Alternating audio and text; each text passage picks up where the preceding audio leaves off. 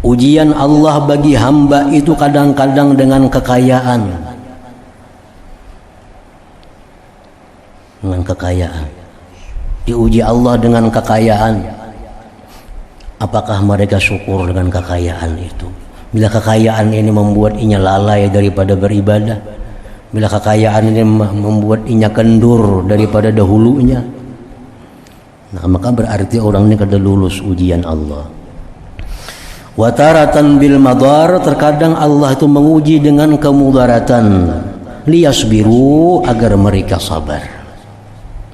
Fasaratil minhatu wal mihnatu jami'an bala, maka jadilah itu nikmat maupun musibah seluruhnya adalah bala.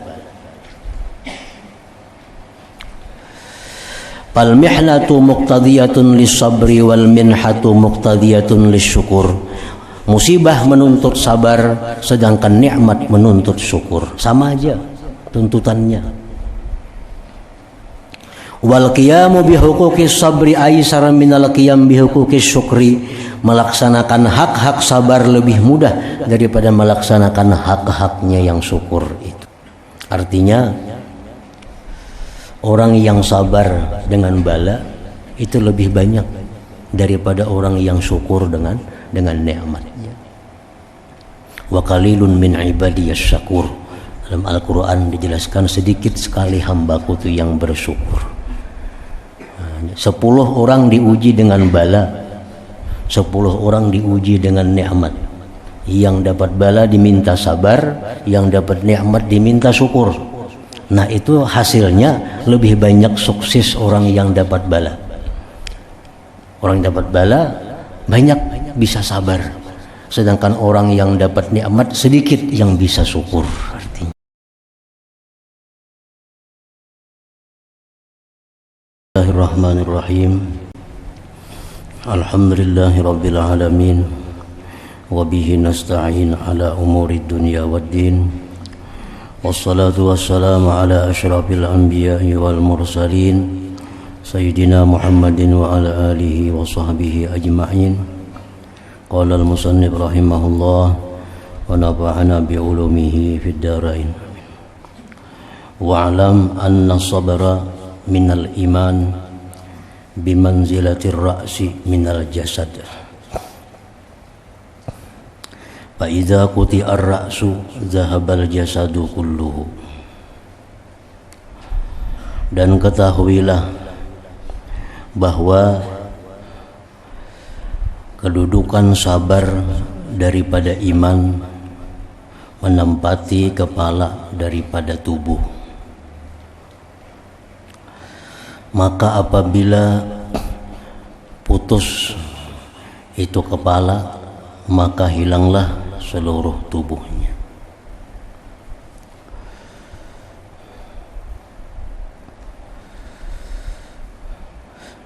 Ini perkataan diambil daripada hadis Nabi sallallahu alaihi wasallam bahwa sabar kedudukannya dalam iman menempati kepala daripada tubuh seseorang. Maka apabila kepala itu hilang, maka berarti hilanglah tubuh seluruhnya. Apabila sabar hilang daripada iman, maka iman pun akan hilang seluruhnya. Para ulama menyimpulkan masalah sabar ini ada terbagi 3. Sabar yang paling tinggi kedudukannya adalah as-sabru anil ma'siyati, yaitu sabar daripada maksiat. Artinya mampu menahan diri daripada perbuatan maksiat. Itu sabar yang paling tinggi nilainya. Ada maksiat di hadapan mata, ada maksiat yang menggoda, ada maksiat yang menguntungkan. Lalu dia sabar, dia tahan dirinya sehingga dia tinggalkan maksiat itu, walaupun menguntungkan, walaupun membaguskan, tetapi maksiat, nah dia tinggalkan. Itu namanya sabar daripada maksiat. Nah, itu kesabaran yang paling tinggi derajatnya. Dikatakan bahwa apabila orang mampu melakukan demikian, maka derajatnya orang itu ditinggikan 900 derajat.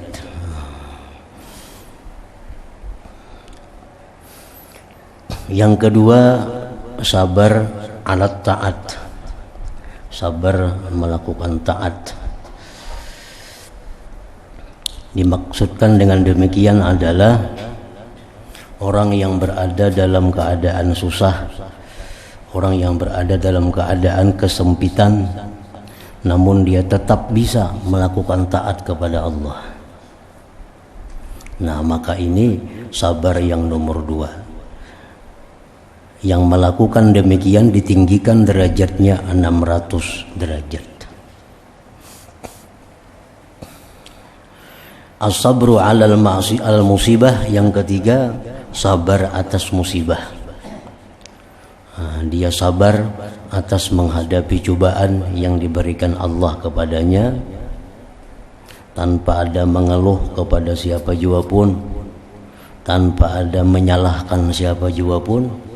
Nah, sabar, maka ini kesabaran dapat meninggikan 300 derajatnya di sisi Allah Subhanahu wa ta'ala.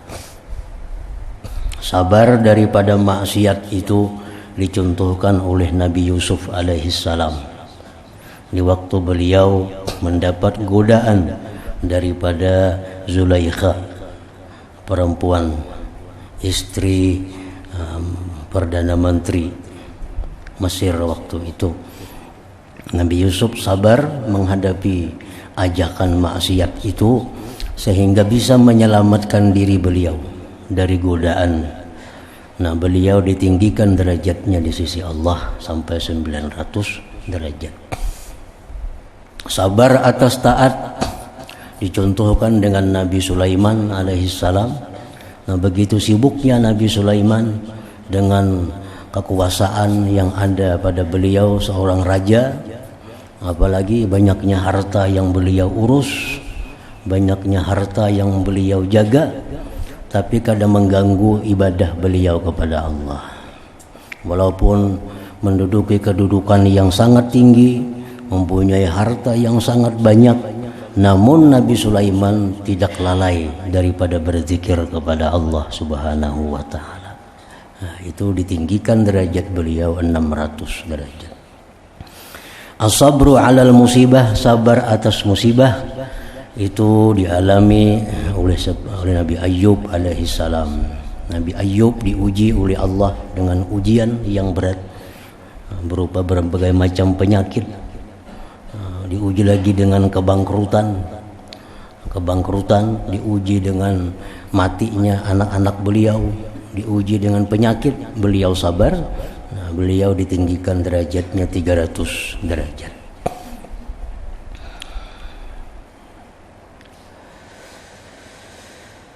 Fa idza sami'ta kalimatan tughdibuka fi 'irdik, fa idza sami'ta kalimatan tughdibuka fi 'irdik fa'fu wasfah. Maka apabila engkau mendengar kalimat ucapan yang membuat engkau marah tentang pribadi engkau, artinya kita disambat, disebut orang jahat, kita disebut orang kada baik, kita disebut orang macam-macam yang membuat kita kada nyaman. Apa idza sami'ta kalimatan tughdibuka fi 'irdik, bila engkau mendengar ucapan yang membuat engkau marah tentang pribadi engkau, si fulan itu kada jujur, si fulan itu kada adil, inya itu ya macam-macam. Fa'fu wasfah, maafkanlah dan biarkanlah. Maafkanlah dan biarkanlah. Dengan kemaafan itu, dengan pembiaran itu, andai kata kita benar, maka itu menghilangkan dosa-dosa yang ada pada kita. Nah, dosa itu berpindah kepada orang yang menyebutnya itu. Kita misal melakukan satu perbuatan maksiat, kita sembunyikan maksiat ini. Nah, kita melakukan maksiat, kita sembunyikan maksiat. Tahu-tahu ada orang yang membuka maksiat kita. Nah, dibukanya kejahatan kita di tengah-tengah orang. Kita maafkan orang itu dan kita biarkan, maka kemaksiatan yang kita lakukan itu dosanya berpindah kepada orang yang menyebut-nyebutnya tadi. Asal kita maafkan. Kita maafkan dan kita biarkan. Fa idza sami'ta kalimatan tughdibuka fi 'irdik fa'fu wasfah. Nah, lain halnya kalau kita melakukan maksiat itu jihara. Nah, kita melakukan maksiat itu terang-terangan. Melakukan maksiat terbuka di tengah umum atau diketahui orang kita melakukan maksiat, lalu digibah orang kita, oh si anu itu ini itu. Nah, itu kadada sangkut pautnya dengan menggugurkan dosa kita, karena kesalahan kita melakukan maksiat itu terang-terangan. Man alqa jilbabal haya fala ghibata lahu. Dalam Ihya disebutkan itu, barang siapa yang sudah membuang perasaan malu, maka tidak ada larangan untuk menggibahnya. Kalau orang itu sudah hilang malu, nya wani berjudi di tengah orang banyak, wani minum arak di tengah orang banyak, itu kan sudah hilang rasa malu. Kalau kita gibah, itu penjudi, pemabuk, itu ini, karena ini sudah terbuka, membuka dirinya. Nah, itu tidak ada alasan untuk diharamkan gibah kepadanya, karena ini sudah membuka. Lain hal orang yang melakukan maksiat tapi dia sembunyi-sembunyi. Nah, dia menyembunyikan kesalahannya. Nah, ini orang kada boleh kita buka maksiatnya itu. Ini fa idza sami'ta kalimatan tughdibuka fi 'irdik fa'fu wasfah fa inna dzalika min azmil umur. Nah, memaafkan itu, membiarkan itu termasuk perkara-perkara yang penting. Min azmil umur, minal umuril ma'zumat. Nah, termasuk perkara yang dipentingkan. Qala Umar ibn al-Khattab radhiyallahu anhu, man khafa Allah lam yashfi ghaizah. Berkata Umar bin Al-Khattab radhiyallahu anhu, man khafallaha, barang siapa yang takut kepada Allah, lam yashfi ghaizah, dia tidak akan melampiaskan kemarahannya.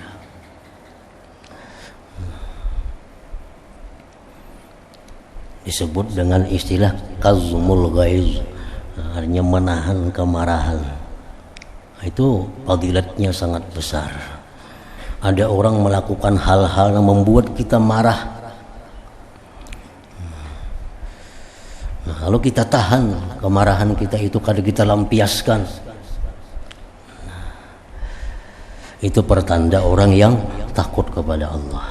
Man khafallah, barang siapa yang takut kepada Allah, lam yashfi ghaizah, dia tidak melampiaskan akan kemarahannya. Melampiaskan kemarahan ini bisa dengan berteriak-teriak, bisa dengan melimparkan barang, melimparkan benda, itu bentuk pelampiasan kemarahan. Nah, orang yang takut kepada Allah, dia kada akan melakukan yang demikian itu. Wa man ittaqahu lam yasna' ma yurid. Wa man ittaqahu, barang siapa yang takwa kepada Allah, lam yasna' ma yurid, dia tidak akan berbuat sekehendaknya. Barang siapa yang takwa kepada Allah, dia tidak akan berbuat semaunya, karena ada undang-undang, ada peraturan yang membatasi, peraturan-peraturan syariat, peraturan-peraturan agama. Walaula yaumul qiyamah lakana ghaira ma taraun, dan jikalau tidak ada hari kiamat, niscaya terjadilah sesuatu yang tidak kalian lihat. Hanya kada ada hari kiamat, mbah mati aja manusia nih. Niscaya kada macam ini dunia jadinya. Niscaya kada akan demikian keadaannya. Andai kata manusia mati, habis tutup buku, kada ada lagi hari kiamat, kada ada lagi timbangan, kada ada lagi pembalasan. Nah, niscaya dunia kada akan seperti ini. Nah, dunia seperti ini karena masih ada orang-orang yang takut kepada Allah, masih ada orang-orang yang memperhitungkan dirinya di hari kiamat. Wara'i hammaka, dan peliharalah keinginan engkau, jaga keinginan engkau. Jangan sampai mengingini sesuatu yang dilarang oleh Allah. Jangan sampai mengingini sesuatu yang membuat jauh daripada Allah. Artinya, jangan sampai mengingini sesuatu yang membuat kita lalai menjalankan perintah agama. Wara'i hammak. Wastagil bi islahi nafsik an aibi ghairik. Bekerjalah engkau dengan membaguskan diri engkau daripada aib orang lain. Lebih baik kita mencari aib kita daripada kita mencari aib orang lain. Lebih baik kita mengurusi diri kita. Wastagil bi islahi nafsik, bekerjalah engkau dengan membaguskan diri engkau an aibi ghairik, daripada aib selain engkau. Fa innahu kana yuqalu, bahwa dikatakan orang, kafa bil mar'i aiban ay yastabina lahu minan nas ma yakhfa alaihi min nafsih. Cukuplah seseorang itu celak. Cukuplah seseorang itu menjadi orang yang tercela, maksudnya bahwa nampak baginya aib manusia, sesuatu yang tersembunyi atasnya daripada aib dirinya. Nah, ini manusia yang tercela, orang yang tercela, orang yang nampak di matanya aib orang lain, tersembunyi aib dirinya sendiri. Au yamqutan nasa fi ma ya'ti mislah, atau seseorang itu tercela, dia tidak menyukai akan orang lain pada sesuatu yang dia sendiri melakukan seumpamanya. Ini kada suka orang lain berbuat kemaksiatan, tapi inya sendiri melakukan kemaksiatan itu. Nah, itu orang yang tercela. Au yamqutan nasa fi ma ya'ti mislahu. Au yu'dhi jalisah, atau seseorang itu tercela, dia menyakiti jalisah akan kawannya. Seseorang itu dikatakan tercela kalau sudah dia purun menyakiti kawannya sendiri. Artinya kawannya aja disakiti, apalagi orang lain artinya. Au yaqula pinnas ma la ya'ni, atau dia mengatakan pada manusia sesuatu yang tidak bermanfaat akan dirinya. Nah, itu seseorang akan menjadi tercela bila dia melakukan hal-hal yang demikian tadi. Satu, aib orang lain nampak baginya, aib dirinya tersembunyi. Dia memurkai orang lain melakukan sesuatu padahal dirinya sendiri melakukan itu. Yang ketiga, dia menyakiti kawannya sendiri. Yang keempat, dia mengata pada manusia hal-hal yang tidak ada manfaat bagi dirinya.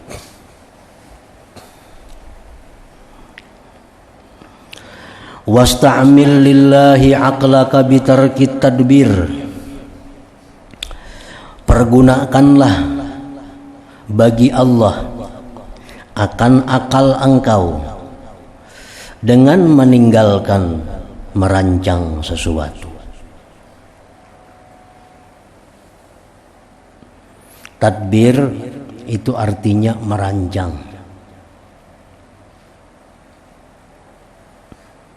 Kalau kita misalnya hendak mengulah sesuatu, nah itu pasti sudah kita rancang dalam hati kita. Sesuatu itu kayak ini, kayak itu, kayak ini. Tadbir. Kita hendak berjalan kemana misalnya, kita sudah merancang nih, itu ini, itu ini, itu ini. Itu tadbir. Nah tadbir ini ada dua. Satu tadbir yang tercela, ada tadbir yang terpuji. Namun apabila mutlak tadbir, itu berarti tadbir yang tercela. Merancang itu ada dua macam. Ada merancang yang terpuji, ada merancang yang tercela. Tetapi apabila ada istilah jangan merancang, maksudnya jangan merancang yang tercela itu. Macam kayak bid'ah. Nah, bid'ah itu ada bid'ah yang baik, ada bid'ah yang jahat. Ada bid'ah hasanah, ada bid'ah dalalah. Namun apabila dikatakan bid'ah, itu biasanya bid'ah yang jahat. Itu perbuatan bid'ah. Nah, biasanya itu bid'ah yang kada baik.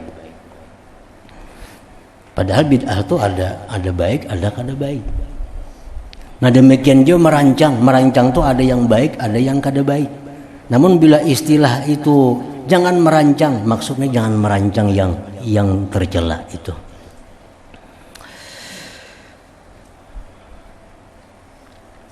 Jadi pergunakanlah akal engkau untuk Allah. Jangan digunakan untuk merancang hal-hal yang tidak baik artinya. Akal adalah sesuatu yang sangat berharga di dalam tubuh manusia. Akal. Dengan akal inilah manusia itu disebut manusia. Nah, tanpa akal, ada manusia lagi.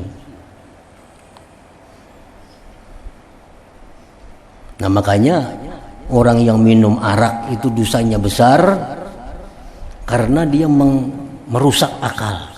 Minum arak. Jadi martabatnya sama mengiringi orang yang bunuh diri. Kalau bunuh diri itu menghilangkan roh. Kalau minum arak itu merusak akal. Sedangkan akal ini sesuatu yang berharga yang hanya digunakan mestinya untuk mendekatkan diri kepada Allah. Jangan digunakan akal kepada merancang hal-hal yang tercela. Gunakanlah akal engkau itu untuk Allah dengan meninggalkan merancang rancangan yang tercela. Rancangan tercela itu macam apa? Contohnya katadbiril maksiat wa tahsiliha. Nah, merancang perbuatan maksiat. Nah, dan kayak apa cara mewujudkan satu maksiat itu. Kita berpikir menggunakan akal. Kayak apa maulah suatu kemaksiatan. Nah, esok kita akan berbuat satu kemaksiatan lalu kita rancang kayak apa maksiat itu. Nah, ini maksudnya menggunakan akal pada rancangan yang salah.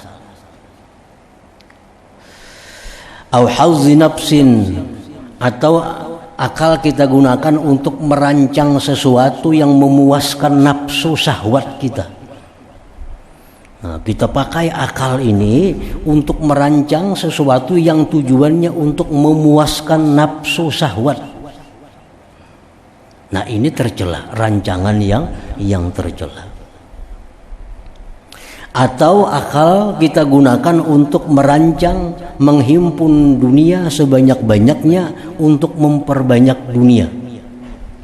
Nah, kita gunakan akal ini untuk merancang mengumpul duit sebanyak-banyaknya. Dengan tujuan agar dia menjadi orang yang kaya, menjadi orang yang banyak harta. Nah, digunakan akal. Kayak apa cara supaya dapat duit banyak? Nah, ini menghinakan akal. Menghinakan akal. Nah, itu yang tadbirul mazmum, tadbir yang tercela. Akal yang begitu mulia, akal yang begitu terhormat kedudukannya di sisi Allah, akal yang ma'rifat kepada Allah itu digunakan untuk merancang kemaksiatan, merancang hal-hal yang memuaskan nafsu, merancang mengumpulkan harta sebanyak-banyaknya. Nah, ini tadbirul mazmum. Sedangkan merancang yang terpuji, katadbirin bi bara'ati zimmah min hukukil makhlukin. Nah, seperti kita merencanakan bagaimana caranya membebaskan diri daripada hak-hak makhluk. Nah, kita ini banyak nih hak-hak makhluk. Kita pernah menipu ada, pernah menggibah ada, pernah memfitnah, pernah mengambil harta orang lain. Lalu kita berpikir nih, kita rencanakan, kita rancang kayak apa supaya kita terbebas daripada itu. Kayak apa caranya supaya kita bisa dapat bebas daripada pulan itu. Nah, karena kita pernah menzalim pulan itu, kayak apa caranya supaya pulan itu luluh hatinya kalau kita datang bisa memaafkan kita. Nah, kita rancang kayak apa jalannya. Nah, ini rancangan yang mahmud, yang terpuji. Wa tashihit taubah, membaguskan tobat. Selama ini tobat kada bagus. Kenapa tobat dikatakan kada bagus? Karena selalu tak ulang.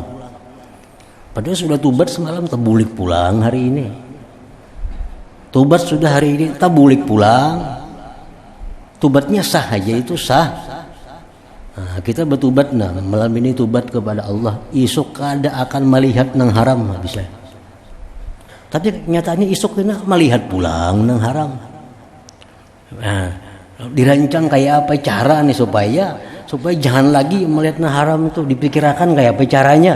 Nah, merancang macam itu rancangan yang mahmud, rancangan yang terpuji. Nah, seperti lagi merancang bagaimana caranya mengalahkan nafsu dan syaitan. Nah, ini kadang-kadang ada dirancang. Karena syaitan ini, nafsu ini punya tabiat yang luar biasa untuk menggugurkan kita. Kalau kita kada rancang bujur-bujur, kita kada akan bisa mengalahkannya. Nafsu syaitan datang menggoda lewat sini, bila kita tolak, datang lagi mulai sebelah kiri, kita tolak mulai muka lagi, tolak lagi sebelah belakang lagi datangnya. Nah, nafsu syaitan ini selalu datang menggoda kita. Nah, kita pikirkan caranya, kita rancang kayak apa supaya jangan ada lagi godaan-godaan itu. Nah, merancang macam itu rancangan yang mahmud, yang terpuji. Nah, itu mestinya fungsi akal tuh untuk hal-hal seperti itu. Atau lagi seperti merancang sesuatu yang mendekatkan diri kita kepada Allah Subhanahu wa taala. Nah, diistilahkan oleh para ulama, Allah memberi kita akal supaya digunakan akal ini dengan sesuatu yang berujung kepada surga. Itu nilainya akal. Bila kita gunakan akal ini untuk sesuatu yang ujungnya surga, itu hanya untung. Kalau kada itu rugi, masih larang akal. Nah, kita merancang semalaman, rancang, ini dapat duit sekian banyak, masih rugi, membuang akal untuk merancang dunia yang sedemikian itu. Nah, akal ini hanya untung kalau kita gunakan untuk merancang sesuatu yang ujungnya dapat surga. Nah, sama halnya dicontohkan, kita diberi oleh raja pedang yang sangat hebat, yang sangat tajam. Ujar raja, nah ini pedang, nah hitam kuberi pedang nih. Ini pedang luar biasa. Ini kalau sekali timpas musuh paget gulu. Nah, ini kamu menggunakan pedang ini hanya untuk musuh-musuh. Nah, jadi pedang ini hanya seimbang bila digunakan untuk membunuh musuh. Hanya impas harga pedang itu. Tahu-tahu si pedang ini kita gunakan untuk menungkih kayu. Kada sesuai harga pedangnya. Kada sesuai. Walaupun kita beberapa truk dapat kayu, masih rugi dengan rusaknya pedang yang kita gunakan untuk menungkih kayu itu. Kita sembelihkan ke kambing, 1000 kambing masih kada cukup untuk biaya pedang itu. Nah, akhirnya kita pedang ditungkihakan ke kayu, ditungkihakan ke kambing, disembelihakan ke sapi. Datang musuh, pedangnya tumpul. Pedangnya tumpul. Nah, kayak itu juga akal kita ini sudah terbiasa merancang hal-hal yang hina. Akal digunakan merancang maksiat, akal digunakan untuk merancang memuaskan nafsu, akal dirancang untuk hal-hal yang kada bermanfaat. Nah, begitu merancang hal-hal yang mulia, akal tumpul. Begitu mengaji ilmu, kada pemahaman lagi jar. Katuh kan dipakai untuk hal-hal yang kada ada manfaatnya. Nah, itu fungsi akal ini. Nah, jadi itu maksudnya wasta'mil lillah aqlaka bitarkib tadbir. Akal kita gunakan untuk hal-hal yang mendekatkan diri kepada Allah. Ini barang nih rusak. Kalau kita pikir akan sama-laman kita bisa membaiki. Tapi sama laman kita mau utaki ini nah. Ini situ raid sini baik. Lawan kita duit 100.000 suruh orang lain bagi akan itu baik 100.000 ini pada membuang akal membaiki yang rusak nih artinya. Nah, baik kita akal kita gunakan kayak apa cara supaya bisa mengalahkan syaitan, baik akal kita gunakan untuk supaya dekat kepada Allah daripada akal digunakan untuk membaiki radio yang rusak nih malaman mengutik itu aja. Jangan diupahakan lawan tukang 100.000 bisa baik. Nah, sayangannya akal yang mulia itu digunakan untuk hal-hal yang demikian itu. Wasta'in billah ala sarfil maqadir, dan mintalah pertolongan dengan Allah atas memalingkan takdir. Usaha kita kada akan bisa merubah takdir itu. Kayak apa kita berusaha sungguh-sungguhnya, sekuat-kuatnya, sepintar-pintarnya, kita akan lemah bila berhadapan dengan takdir Allah Subhanahu wa ta'ala. Yang bisa membalik takdir itu hanya Allah. Nah, jadi kalau kita hendak minta rubah takdir kita ini, nah minta rubahlah kepada Allah. Mungkin kita aja kayak apa aja caranya kada akan bisa merubah takdir. Tapi minta tolonglah dengan Allah atas memalingkan takdir itu. Qala Ali radhiyallahu anhu, berkata Sayyidina Ali radhiyallahu anhu, ya bna Adam, wahai manusia, la tafrah bil ghina, janganlah kamu bangga dengan kekayaan. Jangan kamu bangga dengan kekayaan. Bangga itu lain dengan syukur. Bangga lain dengan syukur. Nah, yang dilarang ini jangan bangga dengan kekayaan itu. Wala taqnat bil faqri, wahai manusia jangan putus asa dengan fakir. Wala tahzan bil bala, janganlah sedih dengan bala. Wala tafrah bir raha, janganlah bangga dengan kelapangan. Fa inna dzahab yujarrabu bin nar, karena emas itu diuji dengan api. Emas itu diuji dengan api. Nah, dengan api ketahuan mana emas mana yang lain emasnya. Nah, kayak itu juga artinya orang yang beriman itu diuji oleh Allah dengan ujian bala, dengan ujian nikmat, dengan ujian kaya, dengan ujian fakir. Itu dilalui oleh orang yang beriman agar nampak artinya kemurnian imannya itu.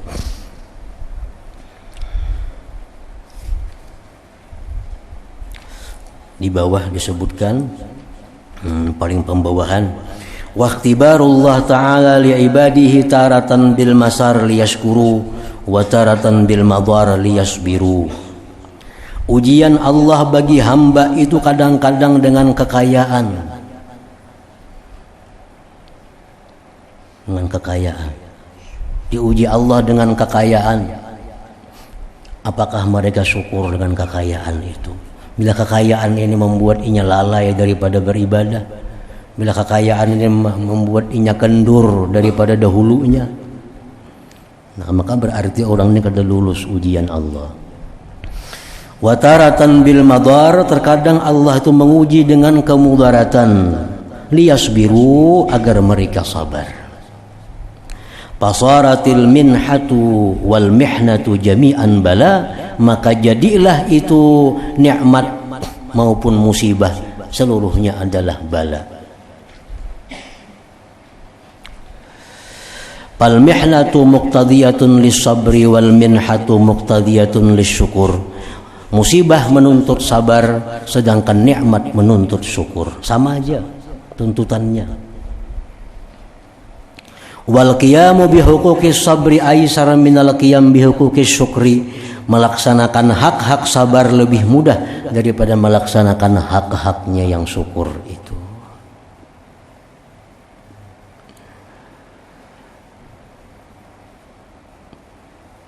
Artinya orang yang sabar dengan bala itu lebih banyak daripada orang yang syukur dengan nikmat. Wa qalilun min ibadiyas syakur. Dalam Al-Quran dijelaskan sedikit sekali hambaku itu yang bersyukur. 10 orang diuji dengan bala, 10 orang diuji dengan nikmat. Yang dapat bala diminta sabar, yang dapat nikmat diminta syukur. Nah itu hasilnya lebih banyak sukses orang yang dapat bala. Orang yang dapat bala banyak bisa sabar, sedangkan orang yang dapat nikmat sedikit yang bisa syukur. Artinya walihada qala Umar radhiyallahu an, bulina bid-dharra fasabarna wa bulina bisarra falam nasbir. Kami diuji dengan kesusahan, kami bisa sabar. Diuji dengan kelapangan, kami tidak bisa sabar.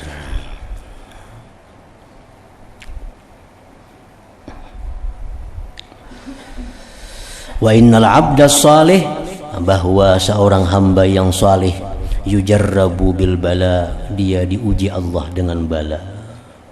Baik bala pada tubuhnya, penyakitnya kada baempihan diuji Allah.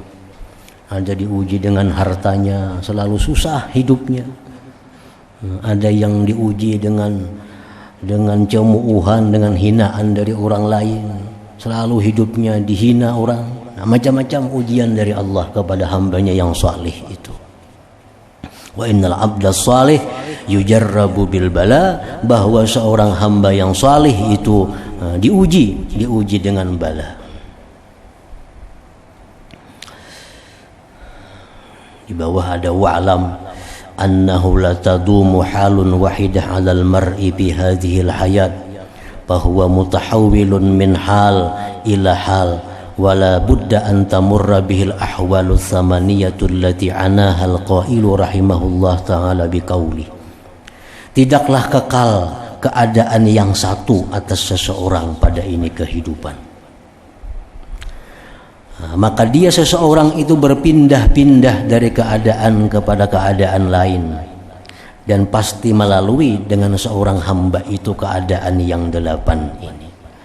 Samaniyatun tajri 'alan nas kullihim wala budda lil insan yalqa samaniyah. 8 keadaan ini pasti dilalui oleh manusia. Sururun wa huznun, pertama dan kedua sukacita, duka cita, sukacita, duka cita. Pasti ada manusia. Hari ini suka, esok bisa duka. Jam ini senang, esok bisa susah. Suka duka. Wajtima'un wa furqah. Yang ketiga, keempat yang pasti ditemui manusia adalah berhimpun berpisah. Hari ini kita berhimpun dengan orang yang kita cintai, esok bisa berpisah dengannya. Pasti. Tinggal hanya waktu. Ijtima' dan furqah. Wa usrun wa yusrun, kesulitan dan kemudahan pasti dilalui oleh manusia. Summa sukmun wa afiyah, kemudian sakit dan sehat. Nah, 8 hal itu pasti terlalui oleh setiap manusia yang hidup. Wa qad qala ahlul basirah, sungguh berkata orang-orang yang punya mata hati, dawamul hal minal muhal.